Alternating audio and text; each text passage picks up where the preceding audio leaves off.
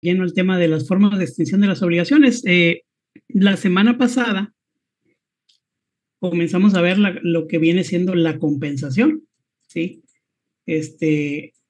Veíamos, les decía, la forma por extinguir una obligación por excelencia es el pago, pero pues también tenemos lo que es la compensación, la confusión de derechos, la remisión de la deuda y la novación, ¿sí? Comenzamos a ver la compensación. Les dije, el Código Civil pues no maneja un concepto de compensación, ¿sí? Nos decía que se da la compensación cuando dos personas reúnen la característica de deudor y de acreedor recíprocamente, ¿verdad? Y que la deuda se extingue hasta por el monto menor, es decir, A le debe a B 100 pesos y B le debe a 80 pesos, vamos a compensar hasta por el importe menor, los 80 pesos, se extinguen las deudas hasta por 80 pesos y de la mayor solamente subsisten 20, que esa se pagará, ya se ve que se hace con el excedente, ¿verdad? Veíamos entre los requisitos que cuando son deudas de carácter fiscal no se puede compensar a menos, dice, que la ley lo permita, ¿sí? Y vimos que el 23 del código permite compensación de contribuciones, en fin. Y aparte, los artículos ahí que señalábamos, el 27 y los demás, que prevén esa cuestión de que queda, que se entiende efectivamente erogada la deducción cuando el interés del acreedor queda satisfecho a través de cualquier forma de extinción de las obligaciones, pues ahí lo está permitiendo también la ley, ¿verdad? Y les comentaba yo que no venía un concepto de lo que es una compensación, pero miren, yo traje esta del libro Derecho a las Obligaciones del licenciado Ernesto Gutiérrez González, que nos dice que la compensación es una figura que extingue deudas por partida doble, ¿sí? Y se entiende como la forma admitida o que establece la ley, en virtud de la cual se extinguen ipso iure, o sea, de pleno derecho, sin necesidad de declaración judicial, ¿sí? No tiene que decretarle un juez de que compensamos, pues simplemente basta de que lo hagamos nosotros las partes, estamos de acuerdo, y se extingue, como dice aquí, de pleno derecho, ¿no? Por ministerio de ley, dos deudas hasta por el importe de la menor, ¿sí? Que es como les comenté ahorita el ejemplo, ¿no? A le debe a B 100, pero B a su vez le debe a 80, ¿no? Son deudores y acreedores recíprocamente. Dice, en vez de decir págame 100 y luego yo te regreso los 80, ¿no? O como se usaba hace pues, algunos años, cuando todavía era lo más común el pago, el cheque, dicen, vamos a intercambiar cheques, ¿verdad? Está bien, pues, pero no hay necesidad de eso, ¿sí? O vamos a hacer unas transferencias, yo te transfiero y luego tú me transfieres, yo te mando los 100 y luego tú me mandas los 80, pues a lo mejor no hay flujo, ¿verdad? Entonces, ¿qué es lo que opera aquí? En estos casos, cuando la ley lo permite, pues está la figura de la compensación. Me debes, te debo, pues vamos a extinguir las deudas hasta por el importe de la menor. Entonces, de la suerte de que les digo en el ejemplo, A le debe a B 100 y B le debe a 80, pues se compensan hasta por la menor, los 80, ¿no? De tal suerte que B ya no le va a deber a A nada y A le va a deber a B solamente la diferencia, los 20, ¿verdad? Pero por lo pronto, esos 80 que se compensaron ya se entienden como, para efectos de la ley de impuesto a la renta, como efectivamente erogados, ¿sí? Entonces, tratándose, por ejemplo, una persona moral de un pago a una persona física, con actividad empresarial, etcétera, se hizo a través de esta vía de la compensación, pues se va a tener como efectivamente erogado, ¿verdad? Dice, y en las cuales los sujetos titulares reúnen la calidad de acreedores y deudores recíprocamente, que es lo que les comentaba ahorita, ¿no? Me debes y te debo, así tiene que ser. Volviendo al Código Civil, las cuestiones de la compensación, siguiendo con la compensación, nos dice el 2200, el artículo, que el deudor solidario no puede exigir compensación con la deuda del acreedor a sus codeudores, ¿no? Hay ocasiones que hay deudores solidarios, pues este no le puede exigir compensación con la deuda del acreedor a los codeudores, a los otros deudores, ¿no? Todos son deudores solidarios, por el deudor solidario no le puedes exigir a los codeudores la compensación con el acreedor, ¿sí? Dice, el deudor que hubiera consentido la cesión hecha por el acreedor en favor de un tercero no podrá poner al cesionario la compensación que podrá oponerse al cedente. ¿Qué es esto? Miren, A le debe a B 100 pesos, como les decíamos. A es el deudor, B es el acreedor, 100 pesos. B hace una cesión de derechos de esa deuda con C. Le dice, mira, fíjate que A me debe 100 pesos. Hago una cesión, te la cedo para que tú le cobres, ¿sí? Si el deudor, que en este caso es A, está de acuerdo en que haya un cambio de acreedor, por así decirlo, que o sea, la cesión ahora pasa a deberle ya no a B, sino a C. Entonces,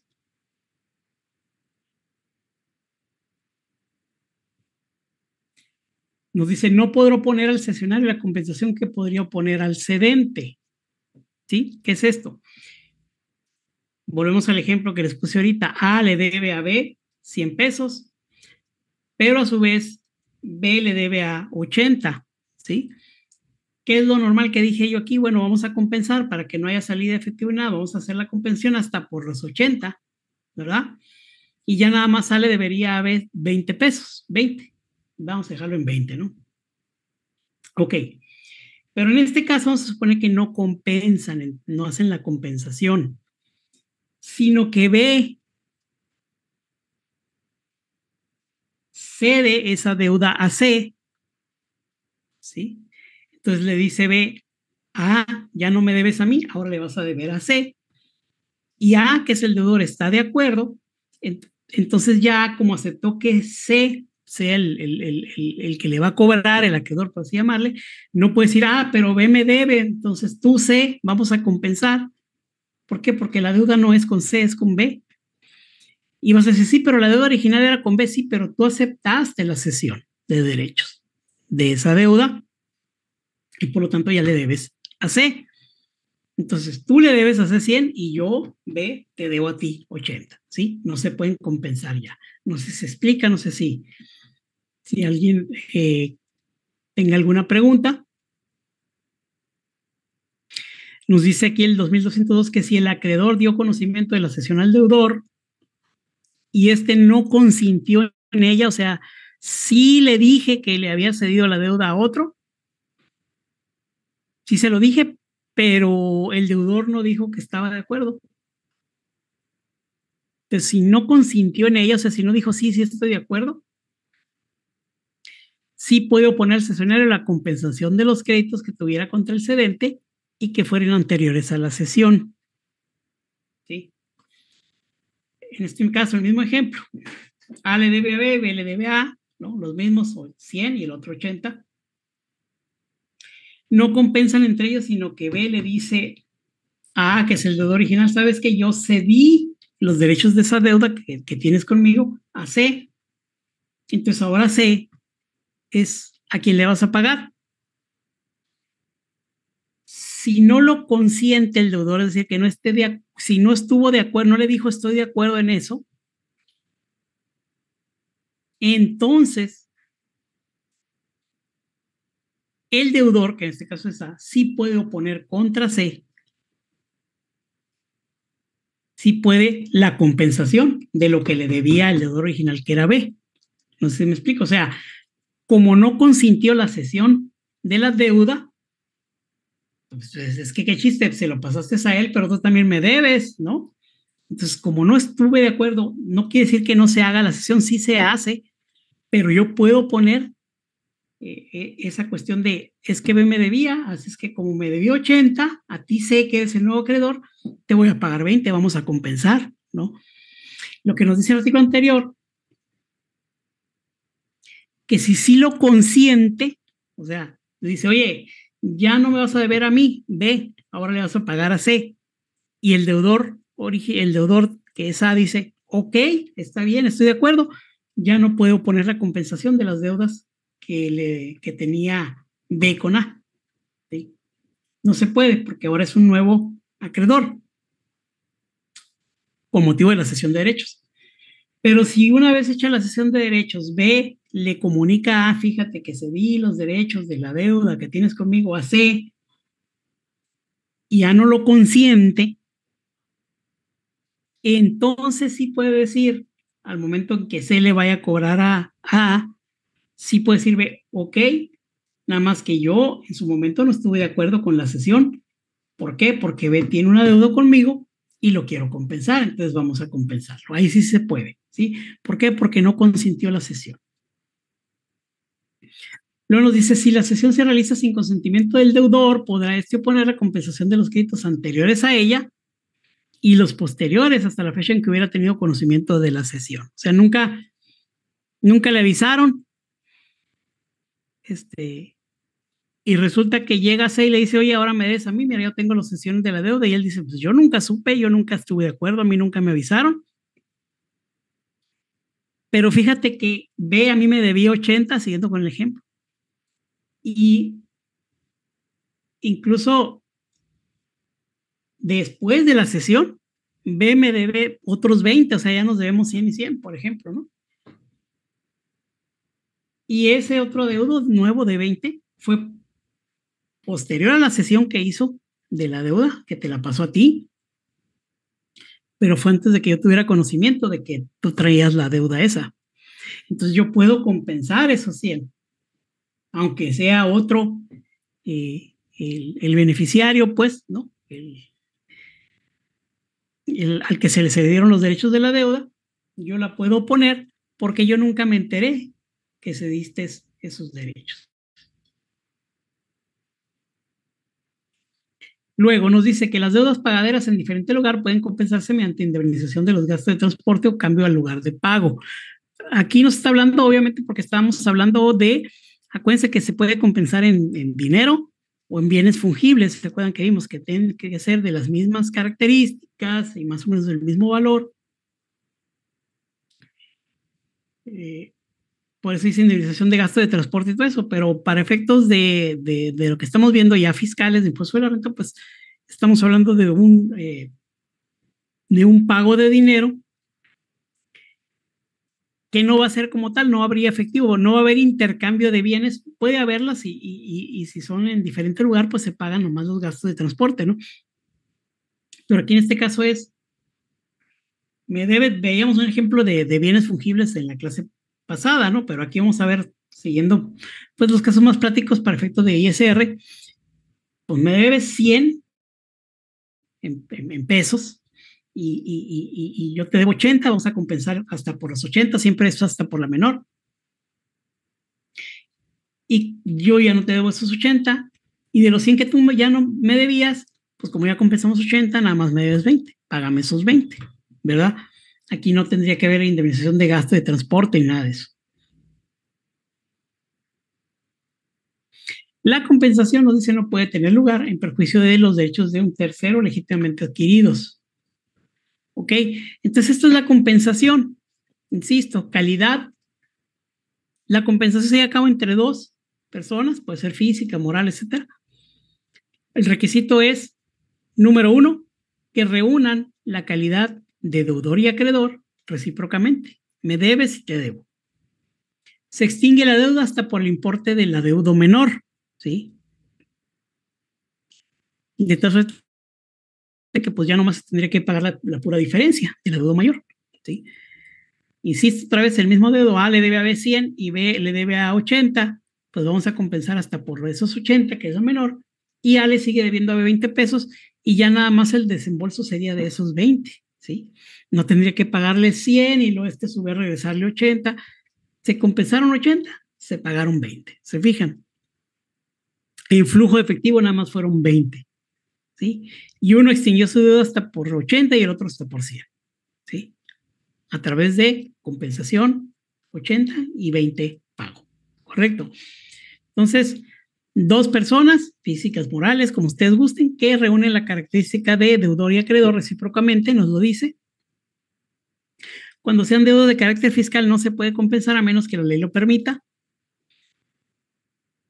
Aquí estamos viendo que pues la ley de renta permite para efectos de las deducciones pues dicen que sean efectivamente erogadas en el ejercicio de que se trate y nos dice que, aparte de pagado, también se va a entender efectivamente erogado cuando el interés del acreedor quede satisfecho a través de cualquier forma de extinción de las obligaciones. Nos vamos a Código Civil para ver cómo se extinguen las obligaciones y bueno, la compensación es una de ellas. ¿Sí? Entonces, en este caso sí lo permite, la ley de impuesto sobre la renta sí lo permite, cosa que no sucede según interpretación de la Corte con el IVA. Fíjense, en el IVA es distinto. Ya debe de salir este comunicado de prensa del 15 de marzo de 2023, que nos dice que la compensación civil no es un medio de pago del IVA ni puede dar lugar a una solicitud de salida a favor o acreditamiento del impuesto. Fíjense lo que dice este comunicado. Yo ahorita les voy a decir por qué no estoy tan de acuerdo con esto, ¿sí? Dice, la segunda sala de la Corte determinó que la compensación civil, ¿sí? Está establecido en el Código Civil, acuérdense, no es un medio de pago del impuesto al valor agregado, ni puede dar lugar a una solicitud de devolución de saldo a favor o acreditamiento del impuesto. En cambio, es una forma de determinar el momento en que se entienden efectivamente cobradas las contraprestaciones por los servicios prestados y por los que se tiene la obligación de pagar el gravamen. Fíjense qué interesante lo que dice la Corte, ¿no? La compensación civil, que es lo que estamos viendo aquí, me debes, te debo, vamos a compensar, no puede dar lugar a que el IVA sea acreditable, ¿sí? Como ya compensamos las deudas, pues entonces el importe del IVA de esas deudas que compensamos, pues se tendrían que entender, pues ya no pagadas porque no hubo un pago propiamente, pero sí el IVA sería acreditable, podríamos decir, ¿verdad? La Corte dice, no, no se considera como acreditable el IVA y por lo tanto no puede dar lugar a devolución, en fin. Entonces, dice, no puedes acreditar el impuesto, pero sí en el momento en que se realiza la compensación, se entienden efectivamente cobrar las contraprestaciones por los servicios prestados. O sea, no lo puedes acreditar, acuérdense, de calidad de deudor y acreedor. ¿Sí? Recíproco. Me debes, te debo. A le debe a B 100 y B le debe a 80. Compensan hasta por esos 80. Vamos a suponer que los otros 20 que A le debe a B, los 20 que faltan, quedan todavía pendientes de pago. Se compensó hasta por 80. Se extingue la deuda de A con B hasta por 80 pesos, pero también la que B tenía con A por 80 pesos. ¿Ok? Y dice, pero el IVA de esas operaciones que hiciste compensación no es acreditable.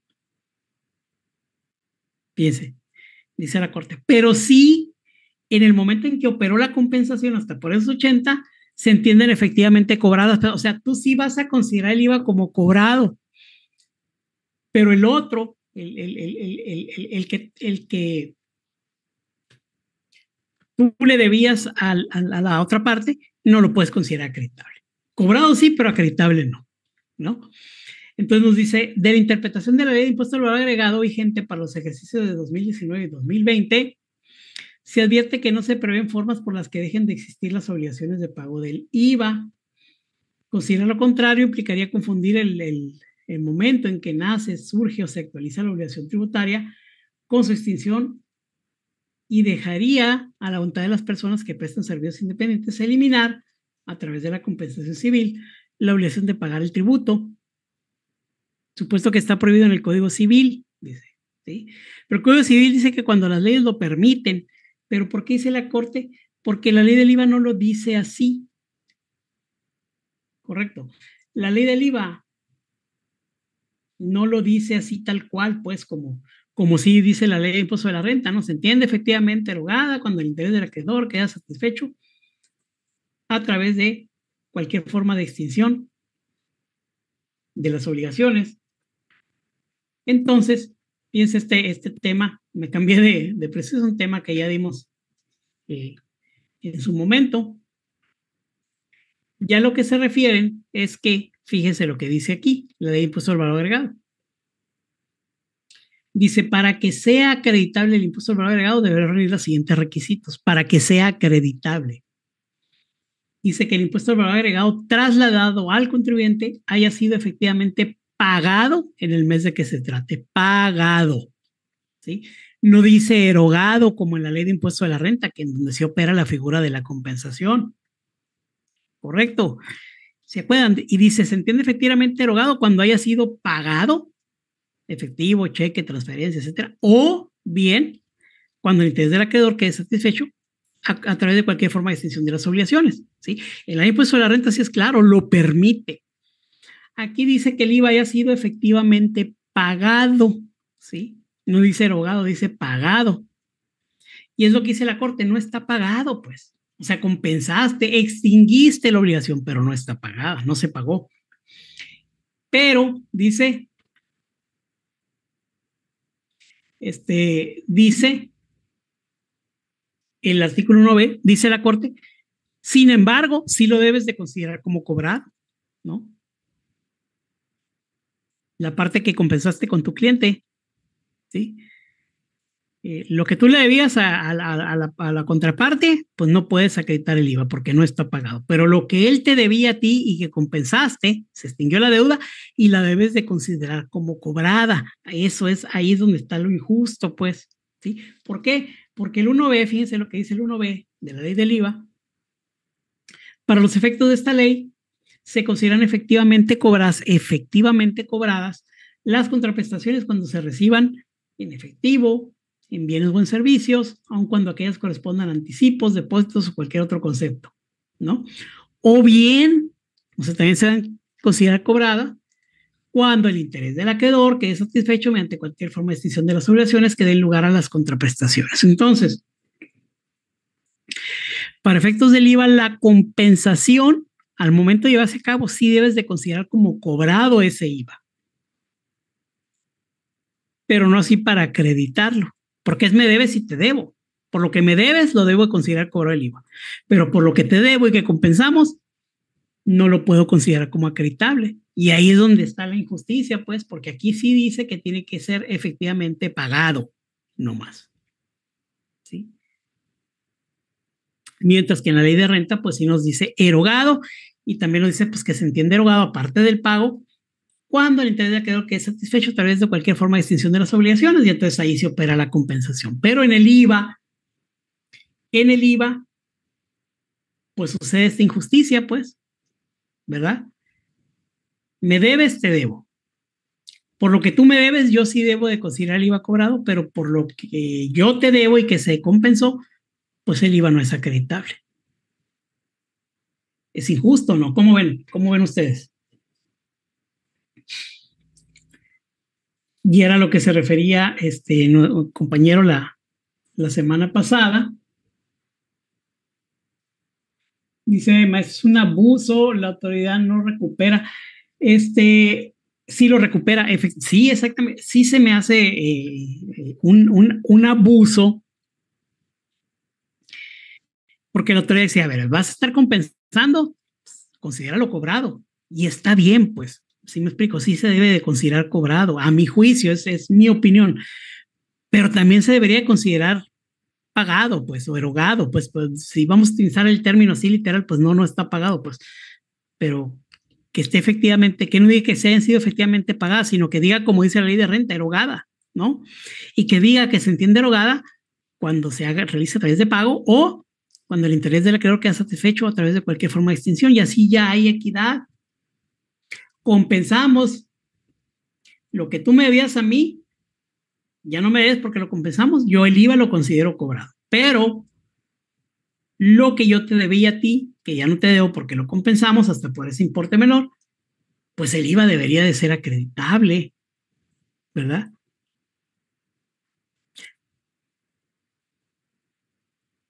Porque si no, ¿qué caso es? Bueno, ya no te debo, pero pues nunca voy a acreditar ese IVA, estamos de acuerdo, ya compensé, ya se extinguió la obligación, o sea, jamás voy a menos que aparte de compensarle, bueno, pues te va a pagar el puro IVA, ¿verdad? pero a mí nadie me pagó ese IVA, yo ya lo tengo que considerar cobrado, así dice. Yo ya compensé y en el momento que compensé, lo que me debían a mí, hasta por ese monto que se compensó, ese IVA ya se considera cobrado. Es injusto. Es injusto porque tendría que ser parejo, pues. Volviendo con el tema de forma de extinción de las obligaciones, pues esa es la figura de la compensación, ¿verdad? Es una de las formas por las cuales el interés del acreedor queda satisfecho y por lo tanto, pues se va a considerar la deducción como efectivamente erogada, ¿verdad? Y no hubo una salida de dinero, pues, ¿no? Y estamos hablando para impuesto de la renta, ¿sí? Otra de las formas de extinción es la confusión de derechos, ¿ok? Ya vimos el pago, pues es la forma de extinción por excelencia de la obligación. Vimos la compensación, ahora vamos a ver la confusión de derechos. Y volviendo, retomamos el libro del maestro Ernesto Gutiérrez González, Derecho de las Obligaciones, nos dice que se entiende por confusión el acto en virtud del cual las calidades de deudor y acreedor están en un solo derecho. Derecho de crédito se reúnen en una sola persona. Fíjense, la compensación era entre dos, ¿sí? Y se reunían las características de deudor y acreedor recíprocamente, ¿sí? Me debes, te debo. Aquí, la calidad de deudor y acreedor se reúnen en una sola persona. Entonces, ¿cómo puede ser posible esto? Ahorita vamos a ver ejemplos que nos da el mismo autor en ese libro, Derecho a las Obligaciones, muy buen libro, por cierto, ¿eh? Cómo en un momento determinado se puede llegar a caer en esa situación. Y aquí está un ejemplo. Nos dice, Procopio es deudor de Facundo por 100,000 pesos. Fallece Facundo, que es el acreedor, es el acreedor de Prococio, y se abre su testamento, ¿sí? En él se encuentra que se designó único y universal heredero a Procopio, ¿sí? Procopio le debe a Facundo 100,000 pesos. Fallece Facundo y resulta que en el testamento de este, pues lo designó como único y universal heredero a Procopio. Entonces, en vista de ese testamento, Procopio, que es el heredero universal, se convierte en titular del crédito que contra él tenía Facundo, ¿sí? Y obviamente pues no se va a cobrar a sí mismo, ¿no? En el momento en que se produce la adjudicación de los bienes heredados, produce efectos la confusión de la categoría que tenía de deudor de Facundo y de heredero de este, por lo cual se extingue la obligación. Procopio le debía a Facundo 100,000 pesos, fallece Facundo, sin embargo, en su testamento, en el testamento de Facundo, le dice, dejo como de heredero universal a Procopio. Entonces, dentro de esos bienes que pasan a posesión de Procopio, pues está esa deuda por cobrar que tenía Facundo contra él mismo, ¿sí? Y como bien dice aquí, pues no se va a cobrar el mismo, ni modo que diga, págame, o ni modo que se diga, Procopio, vamos, me voy a compensar ese deuda. Pues no, ¿no? Hay una confusión de deuda, ¿sí? Porque originalmente pues sí le debía a Facundo, pero ya falleció y soy su heredero, yo heredé esa deuda, esa cuenta por cobrar, pues soy deudor y acreedor, la misma persona reúne esa calidad, no me voy a cobrar a mí mismo, entonces hay una confusión de derechos y en ese momento se extingue la obligación. ¿Ok? Aquí está otro ejemplo, fíjense. Procopio es propietario de un automóvil y desea rifarlo o sortearlo. Para ello anuncia que habrá 100 boletos con valor de 1,000 pesos cada uno, tan baratos, ¿no? 100 boletos a 1,000 pesos cada uno y que resultará premiado el boleto cuyo número coincida con las 3 últimas cifras del billete que obtenga el premio mayor de sorteo del día 10 de mayo de la Lotería Nacional. Son 100 boletos, pero resulta que Procopio pues, alcanzó a vender 99 boletos, ¿sí? Y el número 100, pues eran 100 números, no se alcanza a vender. Entonces, ¿qué es lo más común? Pues que el dueño diga, pues yo me voy a quedar con ese número, ¿no? El que está haciendo la rifa. Entonces, Procopio consulta a los que le compraron los otros 99 números y les dice, oye, fíjate que pues ya va a ser hoy el sorteo de la Lotería Nacional y hay un boleto que no se vendió. Entonces me lo voy a quedar yo para que sepas, es el número fulano, vamos a poner que era el 100, ¿no? Como dice, el número 100 es mío para que sepas. Entonces las otras personas que adquirieron esos 99 boletos, a lo mejor son 99 personas o menos, porque hubo alguno que compró más de un boleto, no sé. Le dicen, ok, tú te quedas con ese número, no hay ningún problema, ¿no? Están conformes en que Procopio retenga para sí ese boleto número 100, hasta antes de que se verifique el sorteo que se toma como relación. Entonces, Procopio es acreedor de las personas que tomaron boletos por precio de esto. ¿Por qué es acreedor? Porque las que tomaron boleto le deben a él los 1,000 pesos del boleto, ¿sí? Pero a su vez es deudor de una de ellas, aún no especificada. ¿Por qué? Porque no sabemos quién va a ser el ganador. Pero de esas personas hay 99 a las que les debe, ¿sí? Es deudor, que le deben a él, perdón, el boleto. Bueno, algunos ya le pagaron, entonces, bueno, es acreedor de esas personas. Pero es deudor también de una de ellas, no se sabe cuál. Son 100 boletos, no se sabe cuál va a ser el ganador, pero le va a deber el carro el que gane, ¿verdad? La entrega del automóvil a la persona que resulte ganadora. Se realiza el sorteo de la Lotería Nacional y el número que conservó Procopio, ¿en qué sortudo este Procopio? No, primero fue heredero universal, ahora rifó un automóvil de su propiedad y él mismo se lo sacó, ¿no? Conservó un solo boleto y él fue el ganador, ¿no? Coincide con las 3 últimas cifras del billete que obtuvo el premio mayor. En esta forma, fíjense, Procopio es deudor por el automóvil, pero al mismo tiempo es acreedor, pues tiene en su poder el boleto premiado y en consecuencia se produce confusión de las dos calidades, es deudor y acreedor, por lo que se extingue la obligación, ¿sí? Hay una confusión, pues. Entonces la obligación se llega a extinguir. El deudor y el acreedor, pues llegó a ser en un momento dado la misma persona y se extingue, ¿no? Entonces, ¿qué nos dice el Código Civil de la confusión de derechos? Nos dice, la obligación se extingue por confusión cuando las calidades de acreedor y deudor, ya vimos ahorita en el concepto que nos daba el libro El Derecho a las Obligaciones, las calidades de deudor y acreedor se reúnen en una misma persona. A diferencia de la compensación, son dos personas y esa condición es recíproca, ¿sí? Aquí es una sola persona que es deudor y a su vez acreedor, ¿no? La obligación renace si la confusión cesa. ¿Qué es esto? Bueno, ahorita vamos a ver un ejemplo de esto. Con eso vamos a terminar la charla de esta tarde. Se extingue la obligación, pero puede darse el caso que la obligación renazca, como dice aquí, si deja de cesar la confusión. Si ya no hay confusión, entonces vuelve a renacer la obligación. Ahorita vamos a ver el ejemplo de esto.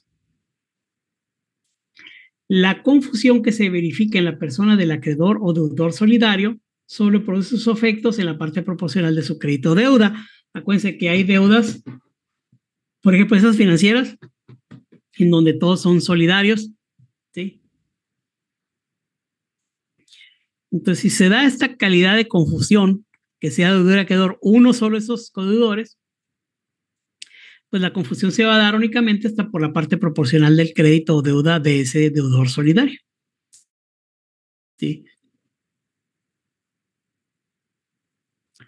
Mientras se hace la partición de una herencia, dice, no hay confusión cuando el deudor hereda al acreedor o aquel, ¿sí? O sea, mientras se hace la partición de una herencia, ahorita damos el ejemplo de una herencia, y oye, tú dijiste que había confusión, sí, porque había un heredero universal, ¿sí? Era un solo heredero y ahí no había necesidad de hacer partición. Cuando se hace mientras se hace la partición de la deuda, pues no se puede aplicar la figura de la confusión, porque necesitas ver cómo van a quedar los bienes, ¿sí? Para saber qué es lo que se puede hacer, ¿no? A lo mejor sí me toca a mí la parte de heredada es a mi persona, pues vienen las cuentas por cobrar de esa persona y entre ellas viene pues la que yo le debía a él. Entonces operaría, perdón, la confusión. Pero a lo mejor no me toca eso, me toca otra cosa. Entonces, mientras es la partición, no hay confusión, ¿sí? Y ahorita vimos que nos dice que si la obligación renace, si la confusión cesa. Miren, ya pusimos un ejemplo, bueno, venía en el libro, en este libro de hecho de las obligaciones, que Procopio le debía a Facundo 100,000 pesos, ¿sí? Y le firma un pagaré, vamos a poner Procopio a Facundo, 100,000 pesos. Pero fallece Facundo. Pues, ya se murió, ya, espérate, está el pagaré. En el testamento resulta que Procopio es el único y universal heredero de Facundo. Entonces, como nos decía el autor, como no se va a cobrar a sí mismo, pues ahí se extingue la obligación. ¿Por qué? Porque el deudor ahora, a raíz de la muerte y de la lectura del testamento de Facundo, entonces el deudor y acreedor de esa cuenta por cobrar es la misma persona, ¿sí? Procopio. Entonces ahí se extingue la obligación por confusión de derechos, ¿sí? Pues aquí dice que me debo, pero también tengo el derecho de cobro, o sea, hay confusión y ahí se extingue la obligación. Pero ¿qué pasa si el testamento en donde Facundo designó único y universal heredero a Procopio resultara nulo? ¿Sí? Los familiares de Facundo impugnaron ese testamento y un juez lo declaró nulo, ese testamento. En tal caso, al venir la declaratoria correspondiente, la declaratoria de nulidad de ese testamento, Procopio deja de ser heredero y va a renacer la situación de deudor, por lo que resulten herederos legítimos de Facundo. O sea, en un principio, sí, se abre el testamento y se ve que el único y universal heredero de Facundo era Procopio, y entonces, pues ahí va entre los bienes heredados esa deuda por cobrar, pero como se la debía yo, ¿no? Pues ya soy deudor y acreedor, la misma persona tiene la misma condición, ahí se extingue la obligación por confusión. Pero luego, los familiares de Facundo impugnan ese testamento, consiguen que el juez lo declare nulo. En ese momento en que se declaró nulo, renace otra vez la obligación, ¿sí? Y van a decir ustedes, ¿ya quién le tendría que pagar entonces Procopio si renació la obligación? Pues al que resulte heredero legítimo de Facundo. Una, dos, tres personas, las que sean, ¿no? Va a tener el derecho de cobro de esa cuenta, ¿sí? Ese es el caso o un ejemplo de cuando renace la obligación. Esa es la confusión de derechos. Entonces vimos compensación, la calidad de deudor y acreedor es recíproca entre dos personas, compensamos hasta por el monto menor. Sí. La confusión es cuando en un momento determinado la condición de deudor y acreedor recaen en una misma persona, ¿sí? Y lo pueden llevar a cabo en la materia fiscal, pues, vamos a suponer padre e hijo, tienen sus negocios, cada quien por su parte, actividades empresariales, vamos a suponer, y el padre, pues, le realiza al hijo un préstamo, vamos a poner un préstamo, y le firma el pagaré y todo, ¿no? Porque son del negocio, pues. Fallece el padre, ¿sí? Y deja como único heredero universal a este hijo. Entonces, si es cierto, el hijo tenía una deuda con su padre, pero ahora al ser heredero único, pues es el beneficiario de esa cuenta por cobrar. Entonces es deudor y acreedor. En ese momento se extingue la obligación, ¿sí? Se extingue la obligación. ¿Y qué pasa en materia de